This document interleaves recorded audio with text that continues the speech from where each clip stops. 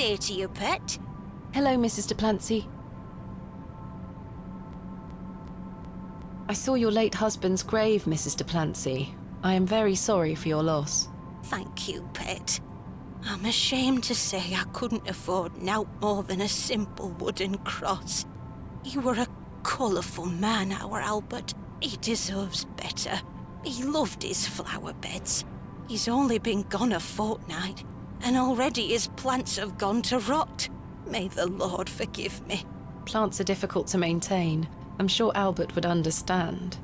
His precious hippeastrum were the first to go. I would have loved to lay one on his grave. What does a hippeastrum flower look like? Oh, beautiful things they are. Tall stems topped with large red flowers. Hard to grow in this climate. They were his pride and joy. The remarkable thing is there's no scent to 'em. That's why he loved 'em so much.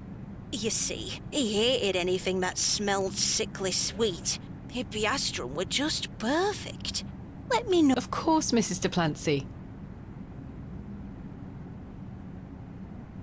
What does a hippeastrum flower... Oh, tall stems top hard to grow in this climate. They were his pride and joy. The remarkable thing, that's why he loved 'em so much. You see, he hated anything that smelled. Hippeastrum were just perfect. Let me know if you come across one, won't you? Of course, Mrs. DePlancy. Thanks for your time. Lord be with you.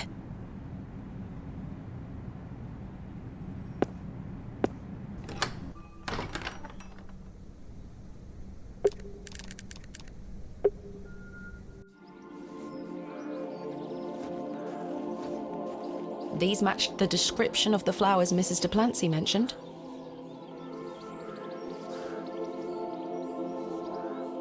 There's no scent. You get away from my hippeastrum! Ah, apologies. Move! Well, that confirms it.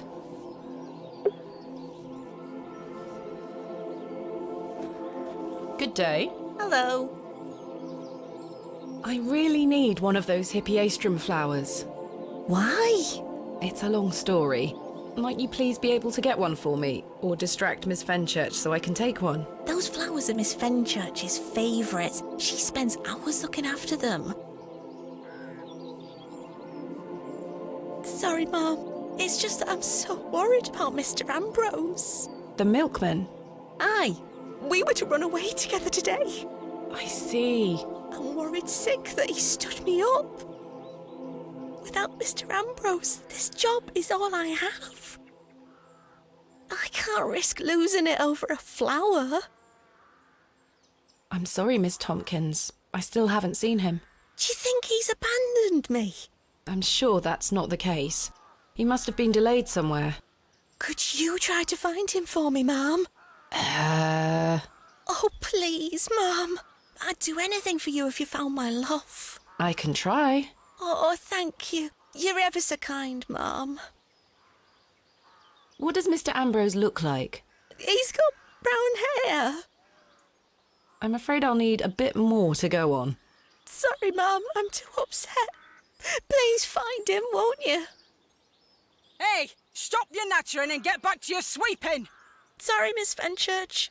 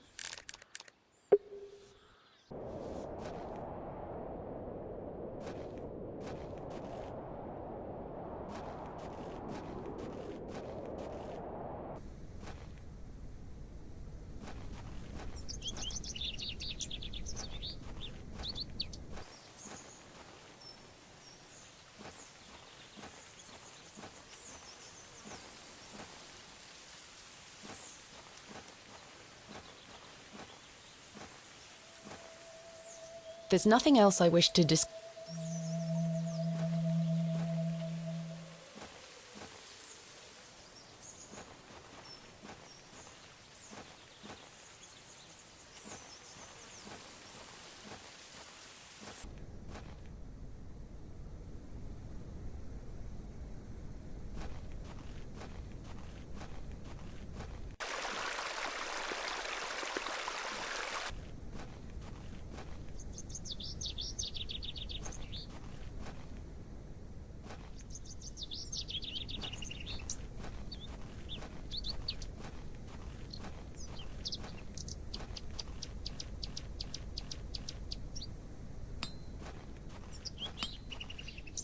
Good day. Hey up. Do you know Mr. Ambrose, the milkman? He's here every market day. Except this one. Aye. I haven't seen him today. Any idea where he might be? Not in the slightest. Thanks for your time. Aye.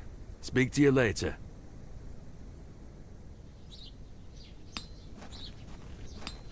Time for a juicy mutton pie?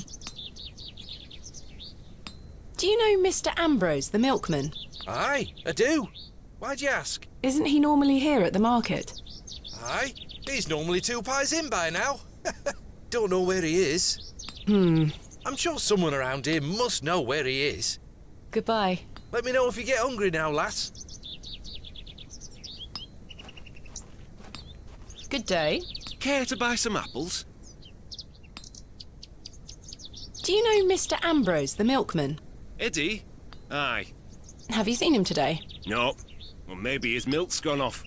I hope so. Might mean some of his customers have some spare coin for me veggies. Ah! Goodbye. You know where I am.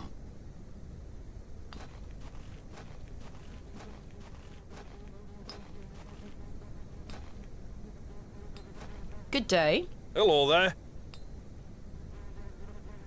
Do you know Mr. Ambrose, the milkman? I do, yes. Have you any idea where he might be? He is usually here by now. So I heard. He normally arrives via the road to the east of Bewley. Thank you. Enjoy your Scotch egg. I will.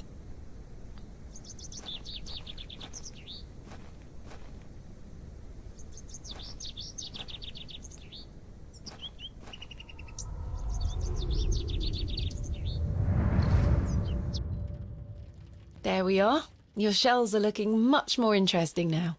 I pestered Mother for years to let me bring some of your treasures here. I think she's worried that I want to follow in your path.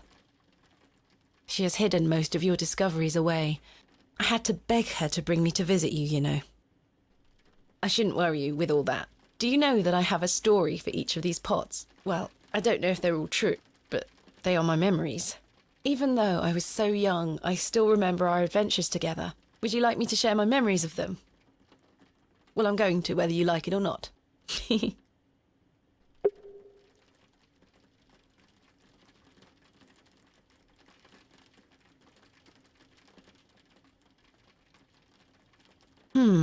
I think you brought this one back from a trip abroad. I would have loved to go with you, but Mother didn't want me to. I remember you being so proud of it. It looks ancient. You were incredibly excited about this one. I hadn't gone on an expedition with you yet. You were so happy about it, showing it to Mother and I. You didn't stop talking about it for hours. I thought, how can Daddy be so excited over some old broken pottery? But it wasn't long until I understood. Mother was so angry when you brought this one home, wasn't she? William, that simply will not do. It's taking up all the space on the mantelpiece. Once you moved it to your study, I remember creeping in to take a peek at it. We found this one together in that mucky old barrow near Avebury. I think it was the second time you'd taken me on a dig with you. I remember you bringing it up to your face to look inside and shrieking in horror. "There's a bloody rat in there," you screamed.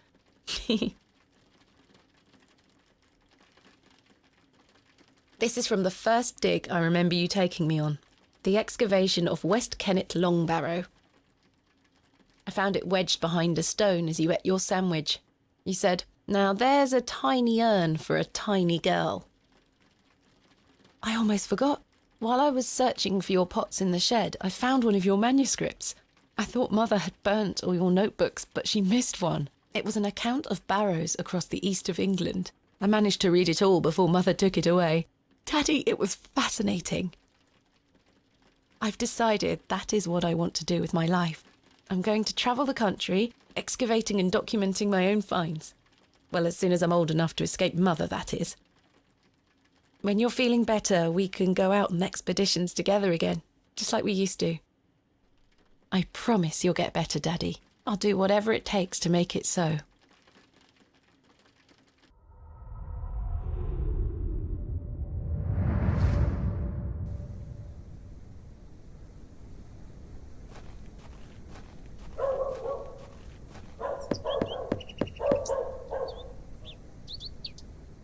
Nobody home.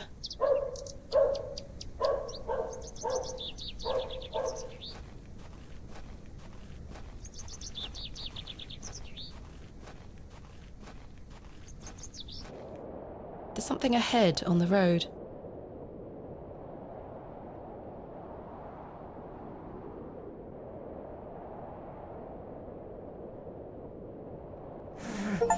My God!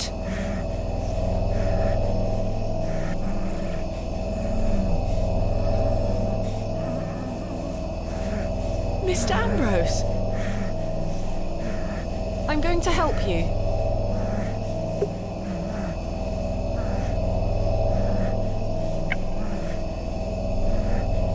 Please hold still. I'm going to cut you free. He had been so tightly bound that I could barely cut through without hurting him further. His mouth was stuffed full of flowers of a most peculiar scent. I was dismayed at such savagery, and wondered if the feral folk Father Roach had mentioned were responsible for this abhorrent act. After some considerable effort, I managed to cut him free.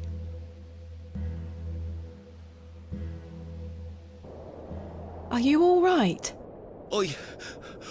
Who were lost in visions of hell itself, the devil. I saw the devil. Who did this to you? I don't remember. Oh, the terrible sights I saw. I won't forget them till my last breath.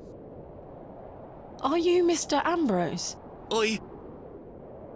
Yes, Edward Ambrose. You were to meet Miss Tompkins today.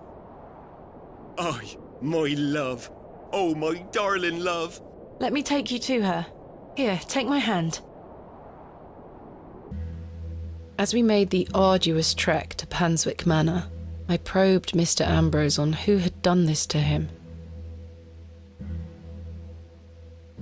He insisted that he didn't remember anything, except for his nightmarish visions.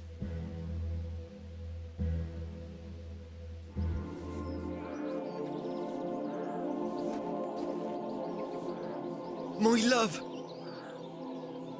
Eddie! Jesus, what happened to you? Were you in a fight? Now, fret not, my love. I thought you'd abandoned me. Never. Thank your friend here for helping me out of a bind. Oh, Eddie! Let's get out of here, my darling. Hang on. You thieving bint! I'll have your guts for garters! Oh, stick it where the sun don't shine, you bitter old sow! The cheek! Here you are, Ma'am. Thank you, Miss Tompkins. No, thank you for finding my poor Eddie. Aye, thank you, lass. Let's go, Eddie. I'm never setting foot on this godforsaken estate again.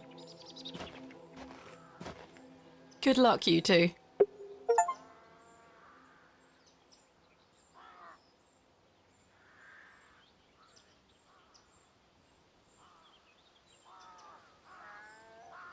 I've no time for how very...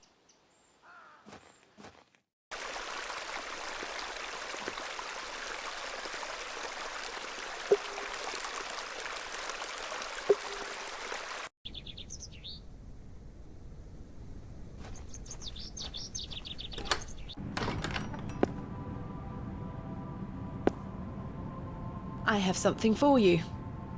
You found them? Oh, you dear child. Let's take them straight to Albert. You'll come with me, won't you? Of course, Mrs. DePlancy.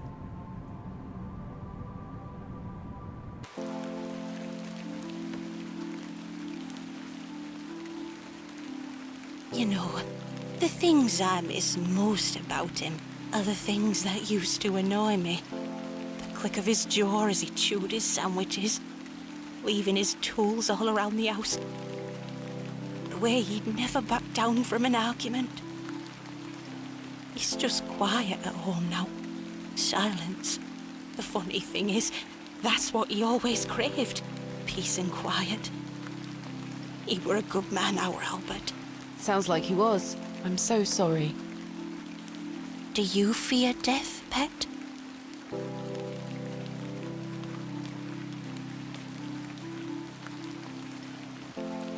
Not at all. I dare say I won't be around to know it's happened. But what of heaven and hell? Life is for living, not for worrying about what comes after. Albert didn't fear death either. You're both braver than I am. It's not bravery, it's just trying to make the most of what we have in the present. One can neither live in the future, nor the past. I fear it, but my faith keeps me going. I know I'll meet him again, in heaven. Take that thought forward, Mrs. DePlancy. Remember it. One day, you will be reunited. Thank you. Oh, those flowers look beautiful. They do. Albert will be smiling down on us.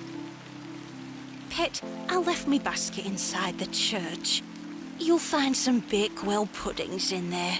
You can have them. Oh, you... I insist. You've brought an ounce of happiness into my day, dear.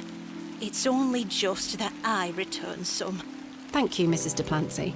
To be truthful with you, I was saving them for myself. I shouldn't be so selfish. Lord forgive me. You're nothing of the sort. I'll stay here with Albert a bit longer. You go back to your day, Pet. Lord be with you. And you, Mrs. DePlancy.